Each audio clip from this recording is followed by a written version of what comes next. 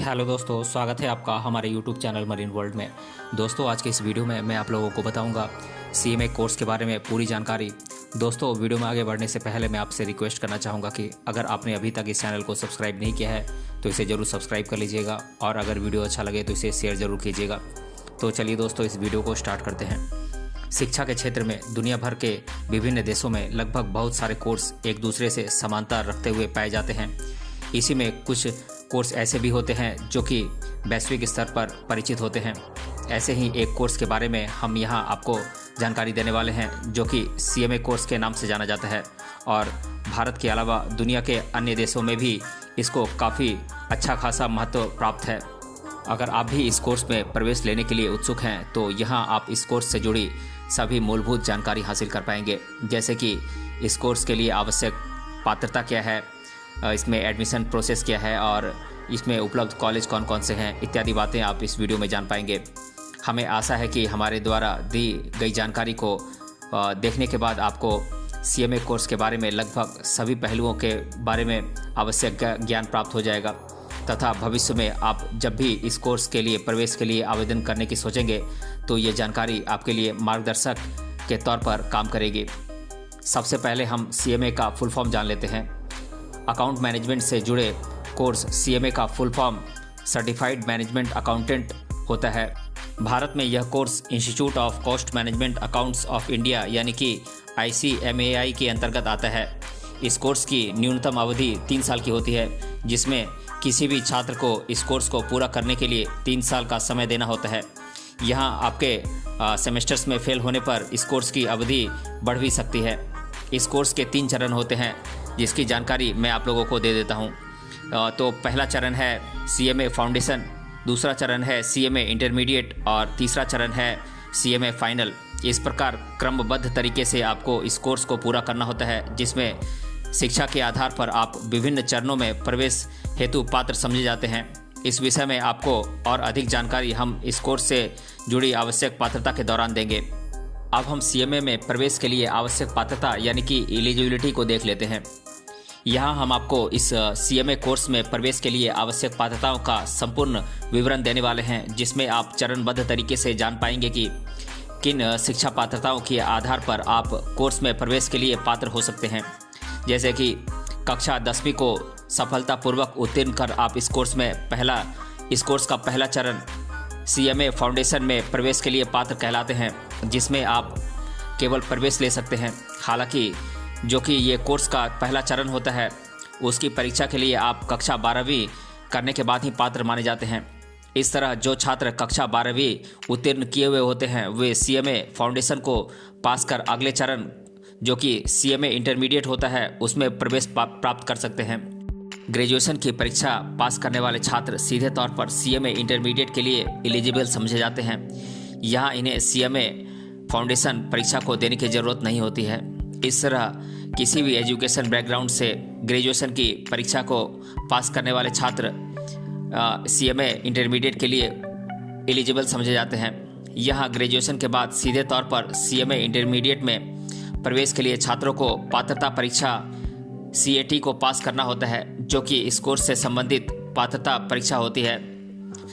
जिन सभी छात्रों ने सीएमए इंटरमीडिएट परीक्षा को उत्तीर्ण किया हुआ है वे सभी सीएमए फाइनल परीक्षा के लिए पात्र समझे जाते हैं। इस तरह से सभी तीनों चरणों को उत्तीर्ण करने वाले छात्र ही इस कोर्स को सफलतापूर्वक पास करने वाले माने जाते हैं।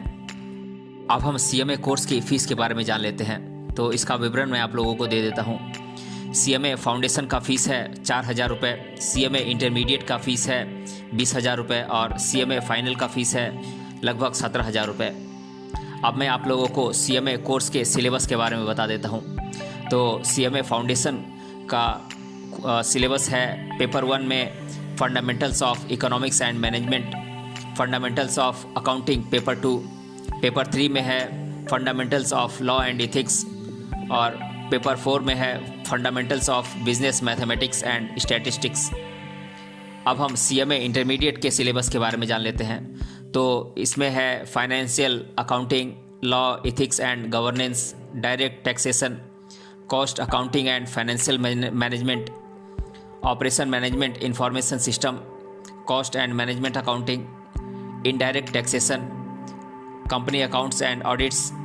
अब हम CMA फाइनल के सिलेबस को जान लेते हैं। तो इसका सिलेबस है corporate law and compliance, advance financial management, business strategy and strategic cost management, tax management and practice, strategic performance management, corporate financial reporting, cost and management audit, financial analysis and business valuation इत्यादि चीज़ें हैं CMA final में। अब हम CMA में प्रवेश के लिए प्रक्रिया क्या है, यानी कि एडमिशन का प्रोसेस क्या है, इसे जान लेते हैं। अगर आप इस कोर्स के लिए रजिस्ट्रेशन कराना चाहते हैं तो जून के महीने में होने वाले परीक्षाओं के लिए आपको जनवरी महीने में प्रवेश के लिए आवेदन करना होता है।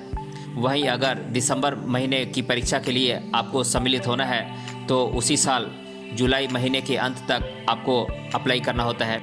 इस प्रकार से आपको संबंधित कोर्स की आधिकारिक वेबसाइट पर जाकर ऑनलाइन प्रोसेस से अप्लाई करना होता है।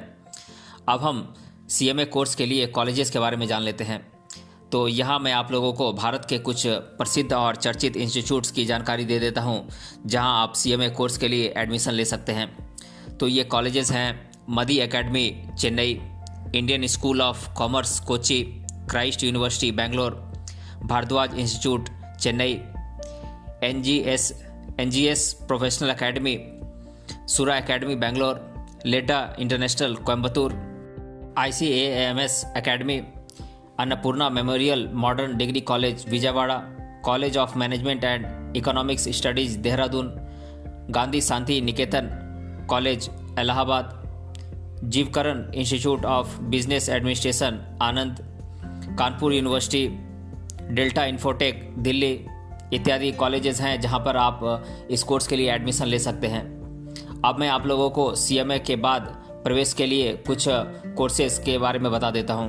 तो ये कोर्सेज हैं CPA, CISA, CPF, CA, ICWA, NCFM, CIFRS इत्यादि कुछ कोर्सेज हैं जो कि आप CMA कोर्स को करने के बाद आप इन कोर्सेज को कर सकते हैं।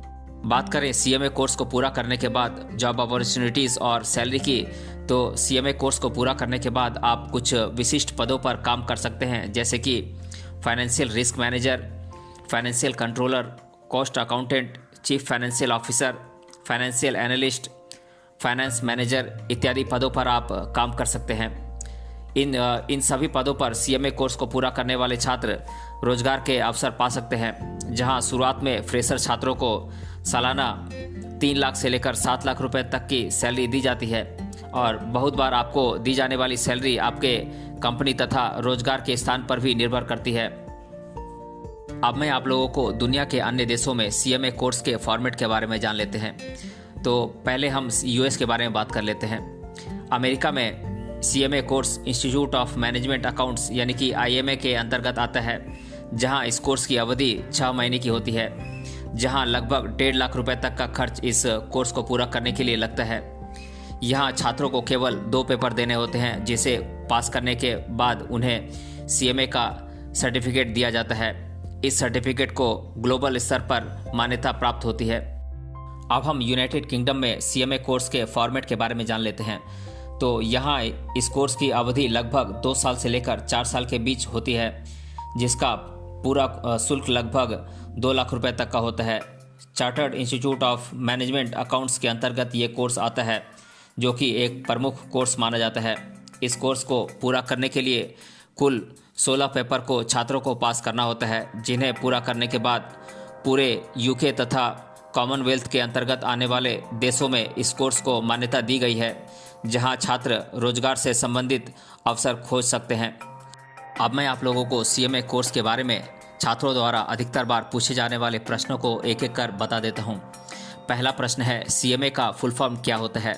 तो मैं बता दूं कि CMA का फुल फॉर्म होता है सर्टिफाइड मैनेजमेंट अकाउंटेंट। दूसरा प्रश्न है भारत में CMA कोर्स की अवधि कितनी होती है। तो ये 3 साल की होती है। तीसरा प्रश्न है ग्रेजुएशन के बाद CMA कोर्स के लिए प्रवेश की प्रक्रिया क्या होती है। तो मैं बता दूं कि फाइन आर्ट्स के से ग्रेजुएट छात्रों को छोड़कर बाकी सभी स्ट्रीम से ग्रेजुएशन की परीक्षा पास करने वाले छात्र CMA के लिए एलिजिबल कहलाते हैं, जहां उन्हें CAT यानी कि कॉमन एडमिशन टेस्ट नाम की पात्रता परीक्षा को उत्तीर्ण करना होता है। इसके बाद CMA के दूसरे चरण या दूसरे साल में CMA इंटरमीडिएट में प्रवेश दिया जाता है। इस प्रवेश प्रक्रिया में छात्र ऑनलाइन के माध्यम से आवेदन कर सकते हैं। चौथा प्रश्न है, क्या CMA में प्रवेश के लिए किसी एंट्रेंस टेस्ट को देना अनिवार्य होता है? तो मैं बता दूं कि हाँ, पर इस तरह के एंट्रेंस परीक्षा केवल ग्रेजुएशन के बाद प्रवेश लेने वाले छात्रों को ही देना होता है। CAT यानी कि कॉमन एडमिशन टेस्ट नाम की ये पात्रता परीक्षा होती है, जिसे इंडियन इंस्टीट्यूट ऑफ मैनेजमेंट द्वारा आयोजित किया जाता है। पांचवा प्रश्न है, क्या मैं 10वीं कक्षा को उत्तीर्ण करने के बाद CMA कोर्स में प्रवेश ले सकता हूं? तो मैं बता दूं कि हाँ, पर आप सिर्फ रजिस्ट्रेशन कर सकते हैं। यहाँ आप फाउंडेशन कोर्स की परीक्षा, जो कि कोर्स का पहला चरण होता है, उसकी परीक्षा के लिए कक्षा 12वीं को पास करने के बाद ही इसमें हिस्सा ले सकते हैं। छठा प्रश्न है, CMA कोर्स के कुल कितने चरण होते हैं? तो मैं बता दूं कि CMA कोर्स में कुल 3 चरण होते हैं, CMA फाउंडेशन, CMA इंटरमीडिएट और CMA फाइनल।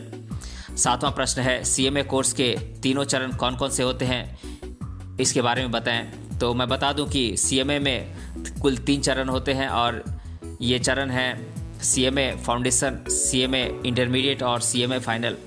आठवां प्रश्न है, भारत में CMA कोर्स का शुल्क कितना होता है? तो मैं बता दूं कि भारत में CMA कोर्स का शुल्क लगभग 1 लाख रुपए तक का होता है, जिसमें कॉलेज के चयन के अनुसार इसमें ये फीस अलग अलग हो सकती है। नौवां प्रश्न है, संपूर्ण CMA कोर्स में कुल कितने पेपर को पास करना होता है? तो मैं बता दूं कि पूरे CMA कोर्स को पूरा करने के लिए आपको 20 पेपर को पास करना होता है। 10वां प्रश्न है, क्या फाइन आर्ट्स से ग्रेजुएशन की परीक्षा को पास करने वाले छात्र CMA के लिए प्रवेश प्राप्त कर सकते हैं? तो मैं बता दूं कि नहीं, फाइन आर्ट्स से ग्रेजुएशन करने वाले छात्रों को छोड़कर अन्य सभी स्ट्रीम से ग्रेजुएशन करने वाले छात्र CMA के लिए एलिजिबल माने जाते हैं। तो दोस्तों, इस तरह से हमने आपको CMA कोर्स के विषय में तकरीबन सभी प्रमुख पहलुओं पर जानकारी दी है, जिसे जानने के बाद अवश्य ही आपके सभी सवालों और शंकाओं का समाधान हो गया होगा। आशा करते हैं कि ये जानकारी आपको काफ़ी पसंद आई होगी। ऐसे ही जानकारी को हासिल करने के लिए हमारे साथ बने रहिए, और अगर ये वीडियो आपको अच्छा लगा है तो अपने फ्रेंड्स तक इसे ज़रूर शेयर करें और हमें कमेंट बॉक्स में कमेंट करके बताएं कि ये वीडियो आपको कैसा लगा। मिलते हैं अगले वीडियो में किसी अन्य टॉपिक के साथ। तब तक के लिए धन्यवाद।